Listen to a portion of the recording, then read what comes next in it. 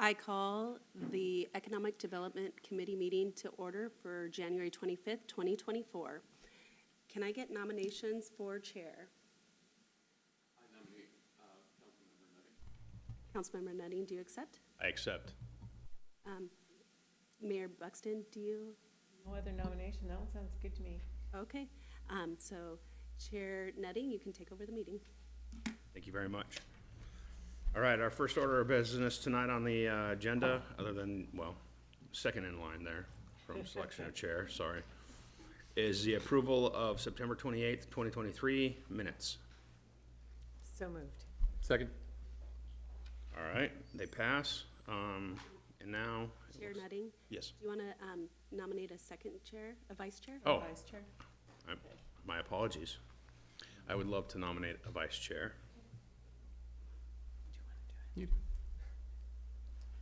How about? I nominate Deputy Mayor Steinmetz. All right, I accept. All right. I have no problem with that. All right, thank you. All right, we'll move on to the approval of the September minutes, So moved. Second. and they pass.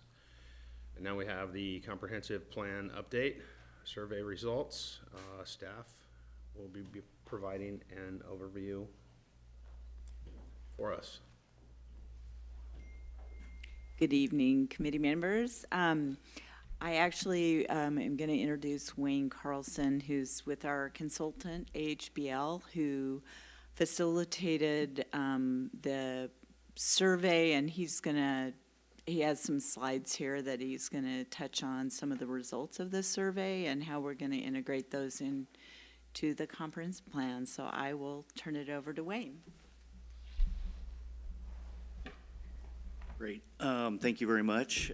Again, nice to see everybody again. We've been at this for a little bit of time now, and just wanted to give you an update on the results of the survey. And all the slides that you have, or that you'll see here, and we're going to skip over a fair number of them, are in your packet already. So they are just after the memo, but after the notices of the availability of the survey. So again, just wanted to let you know we encourage community members to participate in the survey through electronic distribution via email and announcements via the city's Facebook page, through posts, together with the project website, Imagine Des Moines 2044. And it was also prominently featured on the city's website, and we distributed flyers at various live events. There were a total of 482 responses to the survey, and we kept the survey open for a good long period of time to make sure that we could get folks to participate that were, maybe that you wouldn't see in a short survey window. We had the survey produced initially in 2 languages, both English and Spanish. But we also had the opportunity through the survey portal, through Google Translate, to translate it into 9 additional languages, including Arabic, French, Hindi, Korean, Portuguese, Russian, Tagalog, Vietnamese, and Chinese. And it was logic-based, so depending on how you answered certain questions, whether you answered it as a resident, that might prompt different questions, for instance, than if you were to answer it as, say, a non-resident. The questions allowed for multiple responses, some questions. So there may have been questions that said, name the top 3 issues that were important to you as part of this comprehensive plan update, or so when you look at some of the results in your package, you'll see that that'll add up to more than 100%. So the survey began with an introduction and really a description of what the comprehensive plan is all about. And we let folks know that we estimated that responding to the survey would take between 8 and 15 minutes. A point of clarification, this is not a statistically valid survey.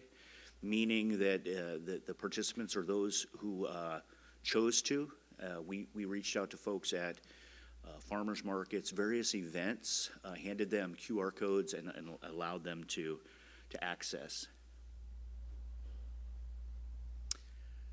So 93% of the survey respondents live in the city, so that's one of the real good things. You know, I would probably venture to guess that the 6% of the survey respondents that don't live within the city probably became aware of it in all likelihood at the farmers market events.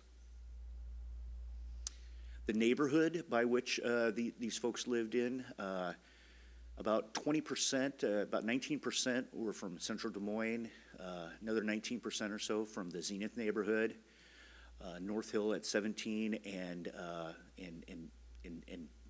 below. Interestingly, one of the questions was, why did you choose to live in the city? And there were the two strongest answers or strongest responses were the price of housing, and then recreation, amenities, and being close to nature, and then third was proximity to their place of employment. We had quite a few of the residents, or respondents, excuse me, who've lived here for more than 20 years. And then quite a few were, below 5. So we kind of hit both ends of that. And the 5 to 10 was also a strong response. Most of the folks that responded also planned to, and these were only asked for people living in the city, but 2/3 of the people intend to stay. 25% aren't sure, and then another 10, and only 10% said, I'm planning on moving. So this is a word cloud, kind of shows just some of the things that influenced folks' desire to stay in the city, including location, the community, small town atmosphere, etc. Now again, not too many folks said they were planning on leaving, but for those that did, it was air traffic, noise, crime, etc. We had a pretty good distribution of age.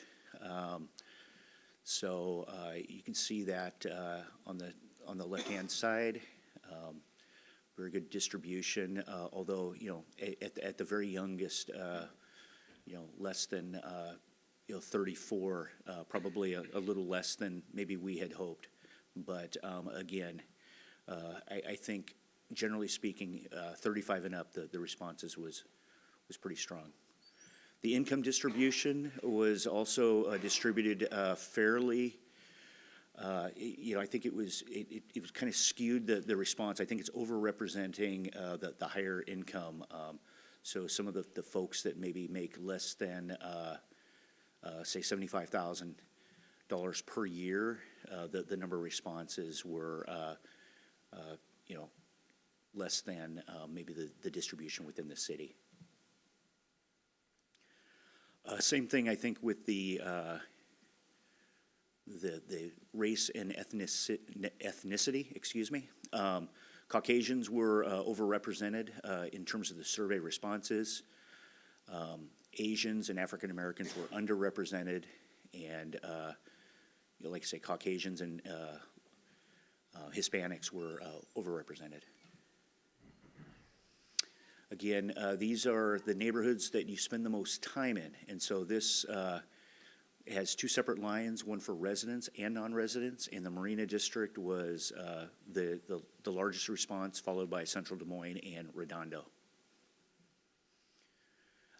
The transportation modes that folks regularly use, this was one of the answers where multiple responses could be submitted. So virtually everybody uses a car, but a third of the folks also report walking and using, and 20% use public transit. And then the kinds of places that folks feel comfortably to go. This was only for residents, but that they felt like they could walk or bike to. Parks, restaurants, in stores, school. So again, this is another one that could total more than 100%. Items to improve conditions for walking or biking. Sidewalks were the number one, and I'm sure that's not a surprise to anybody here. Bike lanes were also kind of a strong response. This question was, have you started a new job in the last 3 years? This was trying to get at some of the job creation and as well as just whether folks came here because of a job as well. Other questions were related to the importance of considering the cost of parking when choosing a new job. That really wasn't something that was important. That's why the number was so close to 5. So if it was not at all important, that would be 0, and if it was very important, that would be a 10. But it was very kind of average there. The importance to consider length of commute. This was something that was an important consideration in why folks think want to be here in Des Moines. It for a lot of people, as you saw a few slides earlier, the proximity to their place of employment was an important part of choosing to live here. Not the most important, but one of the top 3 or 4.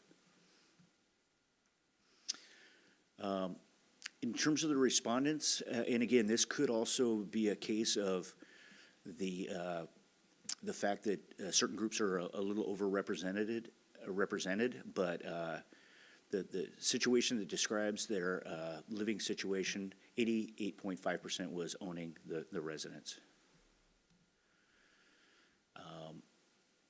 Are you interested in adding an attached or detached accessory dwelling unit? About a third of the folks said yes, so that's a pretty strong response.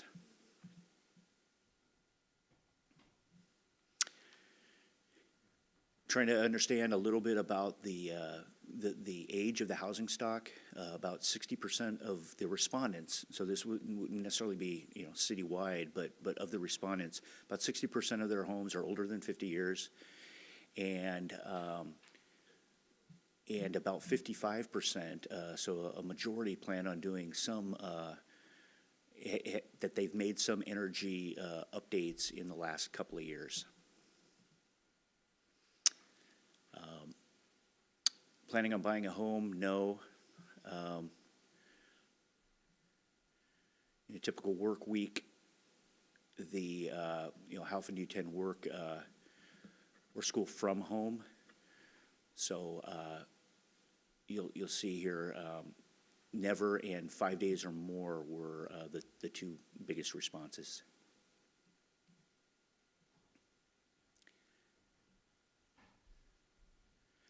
So this next one was, do you work or attend school in the city? No, my job or school is outside of the city, was about 2/3 the folks. Only about 20% were within, and then about 11% were does not apply. I'm pretty sure everybody was sure. I don't know if anybody was truly unsure, but anyway, does not apply was about 11%. These were questions that also we heard quite a bit at the farmers market too, which was not necessarily part of the survey. This one we were handing out solicitations to participate in the survey, but the types of uses that folks wanted to see in the city. And certainly neighborhood commercial uses such as coffee shops, restaurants, local stores and small businesses was a very strong response. Community facilities. And then, and I'm sure you've heard it, but maybe larger format stores such as grocery stores, which we certainly have heard about in the downtown area, but gyms, banks, things like that. And again, this was a question that could certainly be more than one response. Do you buy groceries? In the city, 56% said no, which is kind kind of higher than, maybe we anticipated. How well does the city promote an inclusive environment, regardless of orientation, race, et cetera? And it was kind of an average response. People either generally thought, kind of average, or anywhere between 3 and 7 were typical responses. Input from a variety of racially and economically diverse stakeholders. Again, mostly average response, but this one was a little less average than the previous question. So, how can the city improve? Again, word cloud, more diverse outreach to more diverse folks, communication, and diversity within the city council as well. And we've tried to do some of this kind of outreach as part of the comprehensive plan in terms of our outreach, at the food bank, at various other organizations that where we might find more diversity. 5 topics. This is, I think, kind of at the heart of the comprehensive plan update that are important to address. Preserving natural spaces, public health and safety, and accommodating future growth were the top 3, followed very closely by affordability and economic opportunity. So those were your top 5, but transportation was also right there. So those were the top responses in terms of important topics for the comprehensive plan, but the natural spaces and health and safety were by far and away the top 2. Greatest challenges would be access to healthy food, kind of tied with a lack of community, and we try to maybe drill down on that, because that response in some respects I think belies some of the other responses in the word cloud that said that the small town character and the characteristics of Des Moines are the reason people really like it here. So I don't know exactly why that is, but that hasn't been what we've heard in our in-person events, nor and it seems to kind of belie what we heard in other responses as well. What could the city do to better support you as a resident? And this is just the number of times mentioned. So, and there were some open-ended questions. So, safety, managing growth and development, ideas related to community and special focus areas were kind of the top 3. And so that's a kind of a high-level summary. There's a lot more detail, including all of the raw submittals of open-ended questions as part of your packet. Thank you very much. Any colleagues have anything they would like to ask? Deputy Mayor Steinmetz. Thank you. The number of responses, 482, about 1.5, 1 2/3% of the total population, if I'm doing my math right, which is always challenging. Is that typical for an opt-in survey like this, or is that high or low, or? That's a pretty good response for an opt-in survey. And I could get you this information, but we're also doing some comprehensive plan updates for for a couple other cities throughout Puget Sound, and the city of Des Moines had a higher rate of response than certainly some of our other clients. And I'm kind of thinking off the top of my head, both Port Orchard and Black Diamond were a couple that come to mind. The survey was hosted by a software platform called Social Pinpoint, so they can kind of track all that as well as impressions who started the survey and then decided to bail because it took too long. So we can get all the additional detail for you if you'd like. Any idea what may have led to that? Was being at the farmer's market? I don't know whether Black Yeah, we Diamond or- saw, yes, absolutely the farmer's market, and I saw many of you at those meetings. But we saw surges, and we can also tell how many responses we got on certain days. So say the Monday after, or even that Saturday or Sunday related to a farmer's market, and what that surge is, and then how it kind of tapers off and then kind of comes back up. So yeah, the events, because we didn't, what we did at those events is we handed out just something, said, please fill this out. We ran out of, because they were so popular, the English ones, but we said, hey, if you go to the QR code, we were handing out the Spanish ones. And so if you go to the QR code and you just switch the language in the right-hand corner, you can get to it. So that's what we were doing, and you could definitely see a correlation between the in-person events and the responses to the survey. Thanks. So you talked about at the beginning. You talked about near the beginning, about it being not statistically valid. So do you, in a situation like this, I mean, do you take some of these subjects and ever do a deep dive with a statistically valid survey? Are you guys, is that something that you do if a community asks? Well, you obviously saw the one. Yeah, we thing. certainly could if there were, say, a topic that you wanted to do that with, or if, for instance, the response is, the statistically valid survey really isn't necessarily the questions. It's making sure we hit maybe some of those underrepresented communities. So when we did the Parks, Recreation, Senior Services Plan for you a few years ago, that was a statistically valid survey. And that was administered by,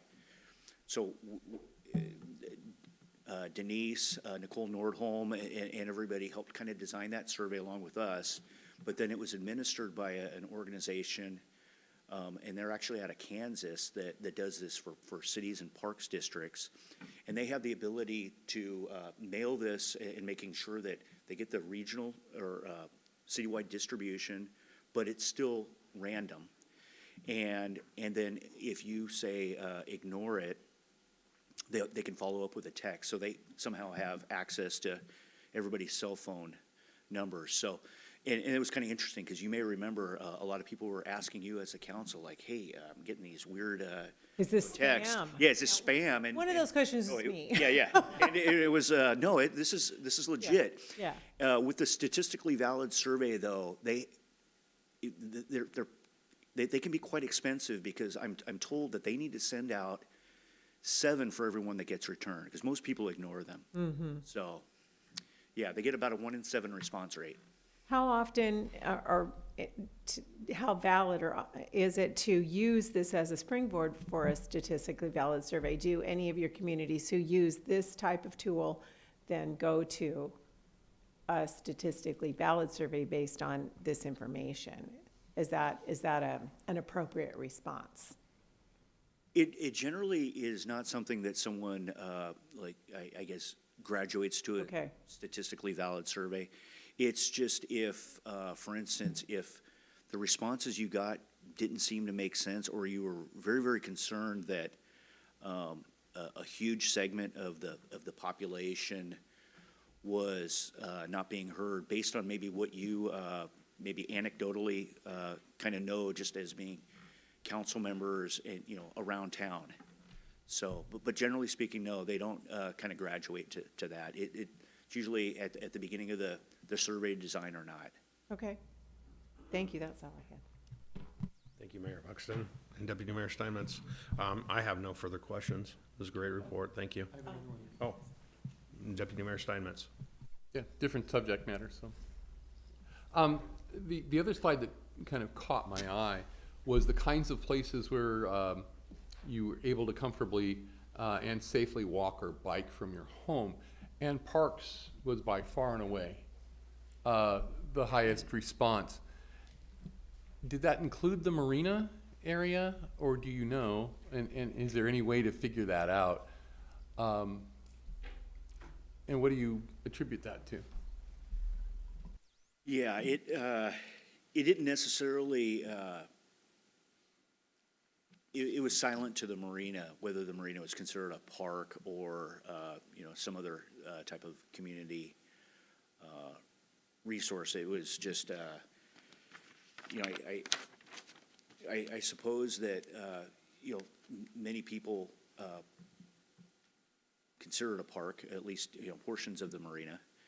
And and those that are, I guess, in close enough proximity to it and, feel able enough to kind of wander down to it, may have said that.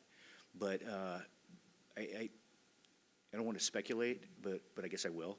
I think that generally speaking, the parks were, the neighborhood parks and all the parks that are kind of listed within your park recreation and senior services plan.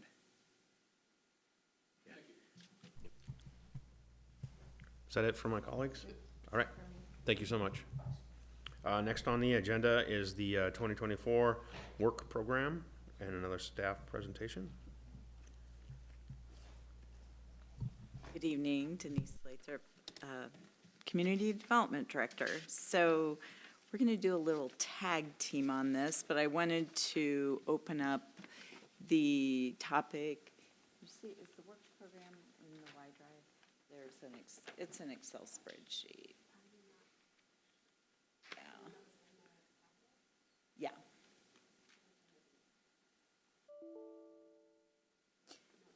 But you have it in your packet. It's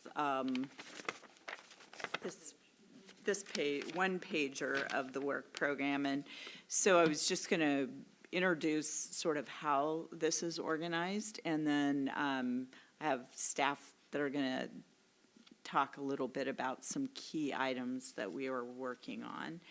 So the work program we have broken out into Tier 1, Tier 2, and Tier 3 activities. And so the Tier 1 activities are priority items that relate to our permit reviews that are day-to-day applications that come in the door, as well as specific types of projects like the comprehensive plan update, the middle housing work that are driven by deadlines, state deadlines, and implementation guidance that we're supposed to be adhering to. And so there's not a lot of wiggle room for us to move those out of the Tier 1 categories because we have timelines to follow on those. The Tier 2 activities are activities that we have identified as important activities, and these, in a lot of cases, these are more staff work items that we try to get to on an availability, if we have availability of staff time at the, and so those are things like code cleanup. We maintain an ongoing list of things in our code that aren't working, and house cleaning items there. We also have code enforcement. Our code enforcement is really a complaint-based, and so we address those as time avails. I mean, there's obviously sometimes there's code enforcement actions that are fire, life safety that we address immediately, but there's others that are outlying that take a lot of staff time, and so we always have to balance those priorities. And then we're involved in a lot of sort of tangent activities that support a lot of different building functions. So, for example, I'm involved with King County Planning Directors meetings that I attend every month, and we discuss regional topics, whether it's growth management things, whether it's countywide planning policies that are being reviewed, something that the Puget Sound Regional Council is working on, or state legislation that's going to be impacting all of our cities, and it enables us to discuss those types of things. We also support and attend and track things with the South King County Housing and Homelessness Partnership, as well as Southside Chamber and other committee works. And then the last group of items are, a lot of these have been on our work program for a number of years. And again, these are items that are sort of as a staff needed basis. So what I wanted to do is sort of jump back up to the Tier 1 activities. And some of you may know that the Zenith EIS is out for public review. And so that is something where the city hired a consultant to prepare the EIS based on an applicant's submittal. And so those have really stringent timelines for review of that document under the State Environmental Policy Act. So that's a priority item that we are working on. Other permit reviews as well. We have state and code requirements for reviews of documents and timelines.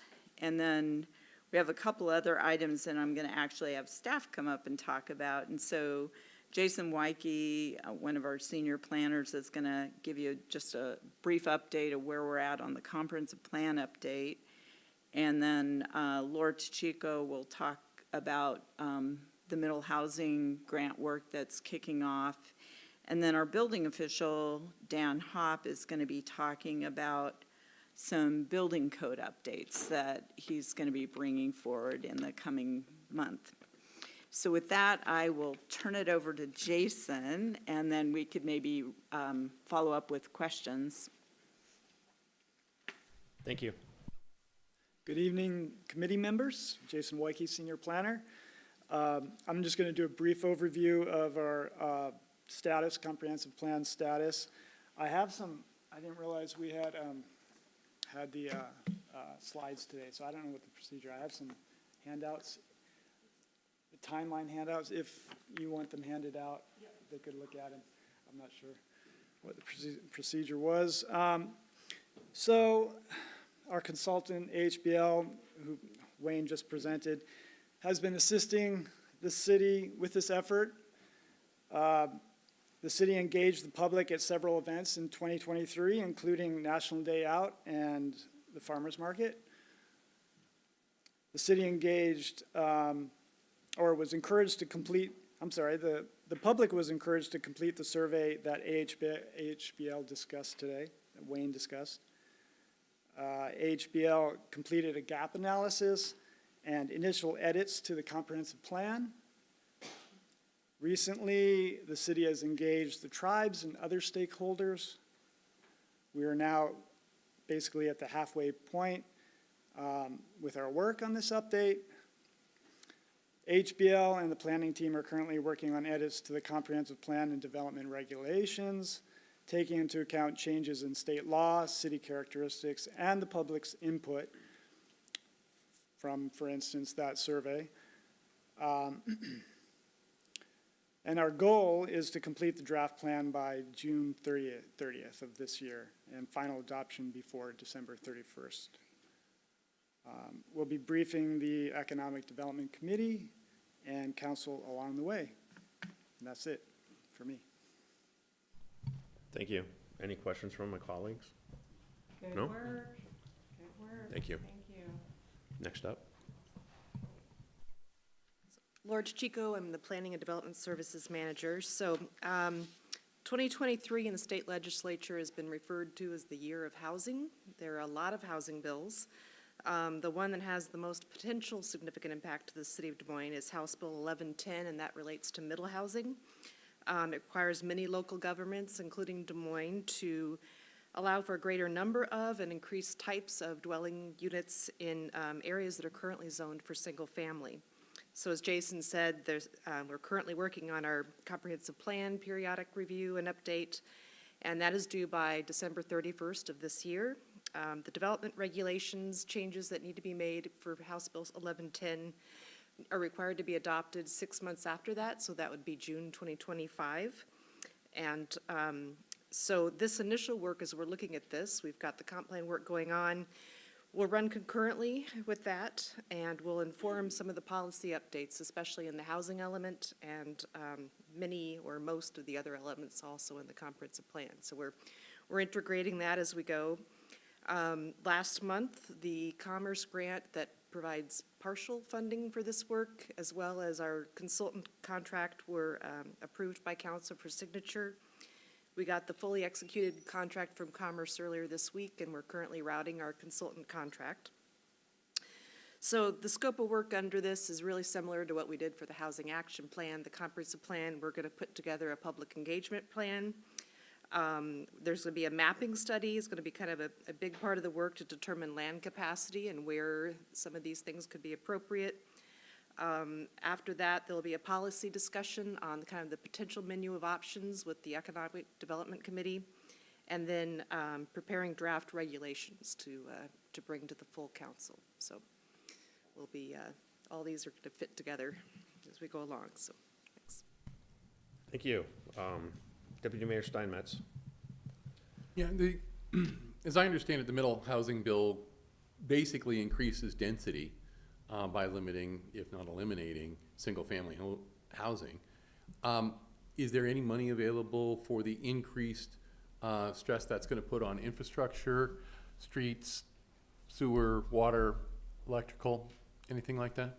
You have a good response to that one?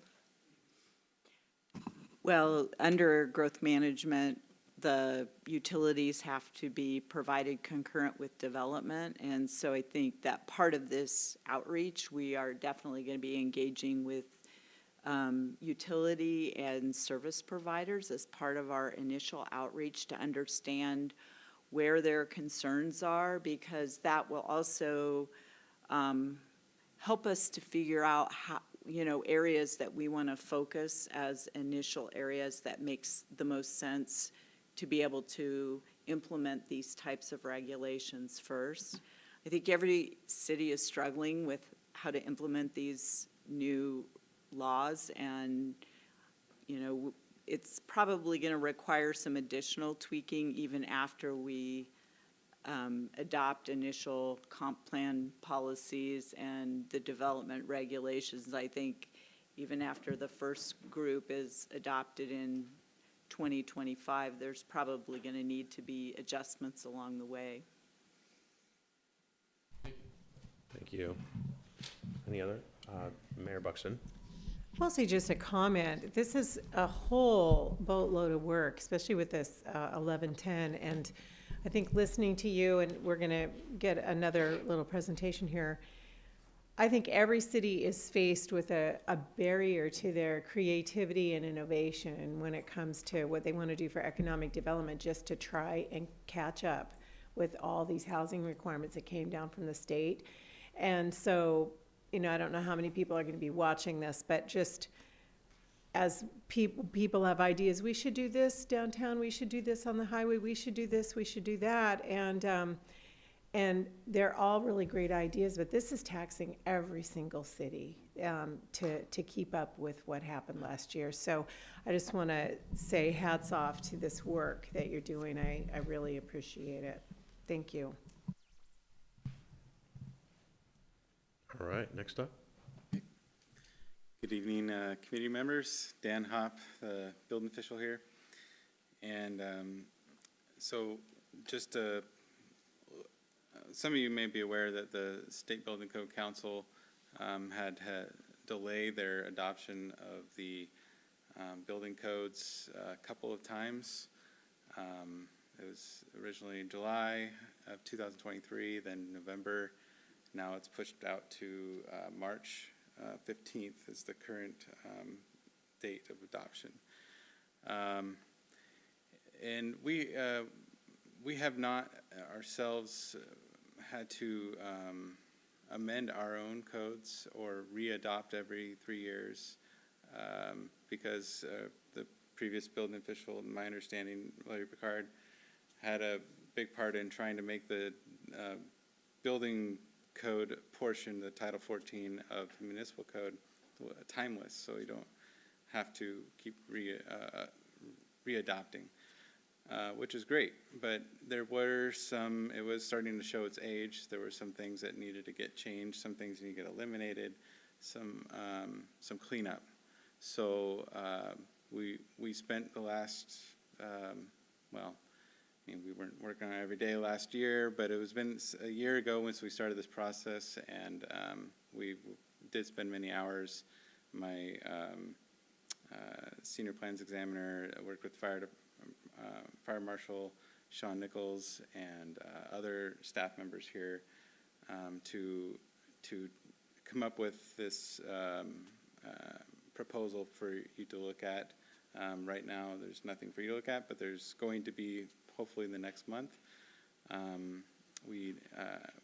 just finished it, and it's going to be reviewed by our legal team.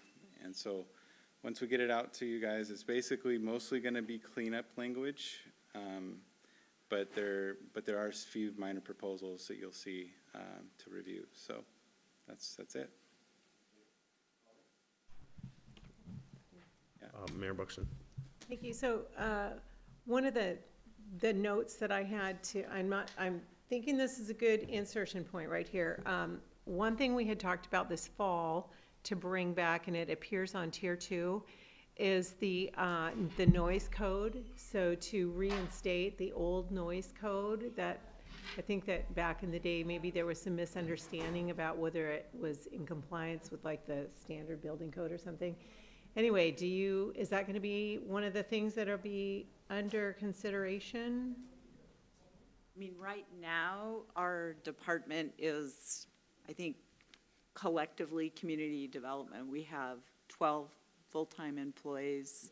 4 are in the planning and development services with the permitting staff and our building inspectors and plans examiners in the building division. So for us, the tier 1 activities are probably going to encompass most of our time.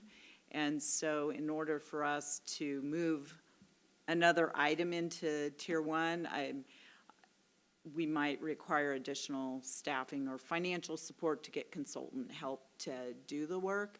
I mean, as with any of our work programs, if we have gaps that we can start working on things where we have availability of staff time, we could potentially start working on those items, but just given all the existing deadlines that we have, it'd be really challenging for us to add another thing. Typically, in the past, when we've worked with the committee, we've been able to say, oh, well, we can push this item down and move this other item up, but just given all of the deadlines we have that are either June or tied to specific permits and that, we don't really have the capacity to make those adjustments. So are you saying that it's not as simple as just reinstating a code that's already been written, that just going back and just cutting and pasting code that we had and putting it back?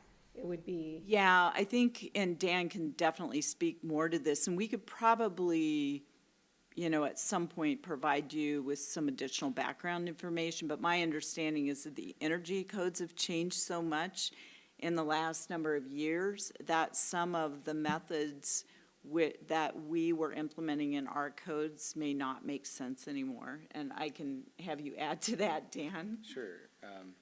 Yeah, so I can provide you some information. I did a little bit of, well, I didn't do research of my own, but I reached out to people who have done some work on this and provided them information, so I can provide you that. But basically, in a nutshell, there was that Part 150 study that's ongoing with Boeing Port of Seattle. And so there was some information from that study that seemed to have shrink the map and lessen the noise. The claim was, it's my understanding of it. So I can give you what I have and why we repealed it in the first place, and then you could as a group decide whether or not you want to figure out what it would take to to reinstate it. And probably what I think we're getting at is we would want some kind of study done on our own to make sure that we're not wasting contractors' money, I think is the concern,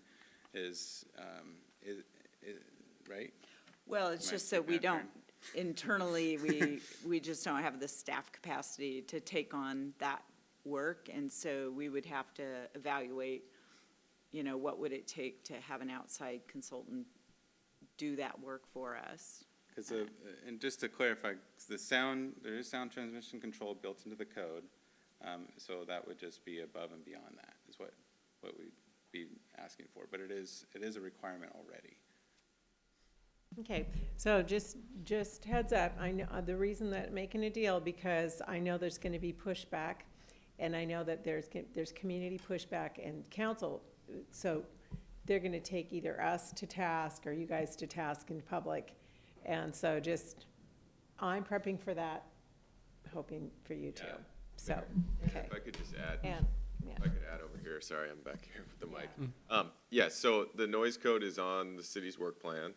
The council had put it on for a future agenda. So right now it's tier 2, but there are some things that we need to get done first. But it will be coming forward to the council at some point. Okay. So. All right, I'll As soon as we can, I guess I would say. I mean, it's right there, ready to be moved up to tier 1. But there's just some things we need to finish first. Thank you. And Deputy Mayor Steinmetz. thank you. And just to clarify a little bit, the short-term rental code, actually, the police department last year or year before did quite a bit of research on what other cities have. Is that gonna help move things along, or so we don't have to do quite the reinvention of the wheel we might have to do on the noise code? Or is that also just gonna be a capacity issue that we'll get to if we can get to it? So we're working on that one too. They did some research, they found some codes, that's great. Things are evolving constantly with short-term rentals. There's new things that you can rent for short-term, not just houses. And so, and there's also new legislation coming down. So we're tracking all that. We are currently working on, in legal, preparing essentially a memo for the council that'll kind of explain all the options. And we'll be bringing that forward to the council probably mid-year, hopefully before that. And then that'll start the discussion. So we are working on that too. All right, thank you.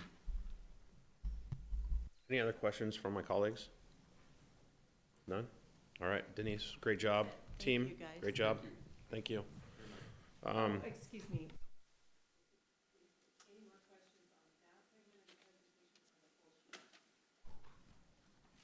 It would include any questions, period. Of the whole sheet. Okay, then I apologize. I do have more. Okay, well, please make them quick. We've got 2 minutes. Okay. Question in regard to tier 2.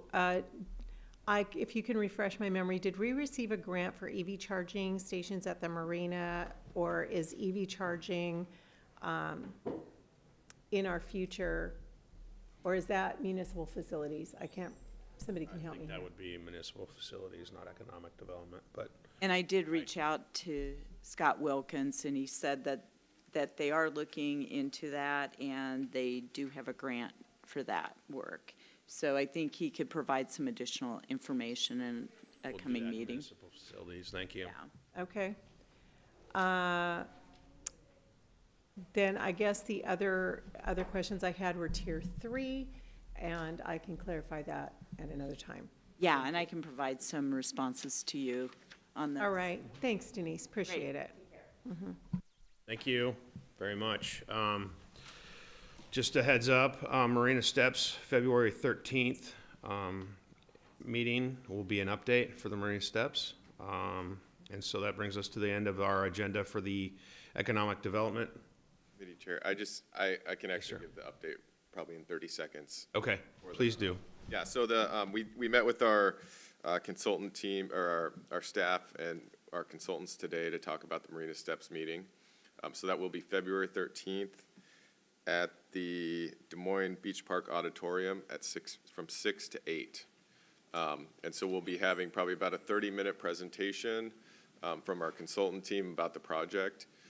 We will have light refreshments and snacks, and then after that, we'll have an opportunity for dialogue with our consultant team at different stations. So we'll be putting out some public noticing in addition to tonight on our website and in the weekly reports, so. Very good, City Manager, thank you. All right, that brings us to the end of the Economic Development Committee. Is there? Second. All right, we are adjourned. Thank you all very much.